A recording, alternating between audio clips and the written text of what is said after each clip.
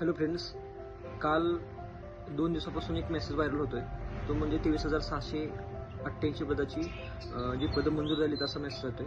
पण थोडंसं नीट बघितलं तर त्याच्यामध्ये 23,688 पदं ही आपली भरून गेलेली आहेत किंवा भरलेली आहेत असं सांगितलं गेलं आहे. त्यानंतर काल उपमुख्यमंत्री फडणवीस साहेबांनी सुद्धा ह्या गोष्टीबद्दल किंवा ह्या गोष्टीवर आपलं मत व्यक्त करत असताना त्यांनी त्यांची बाजू मांडत असताना सांगितलं की आम्ही जे 30 तारखेपर्यंत म्हणजे 2023 जे 30 तारखे शेवटच्या महिन्यामध्ये ज्यांची वय संपत असतील त्यांचाही विचार केला जाईल.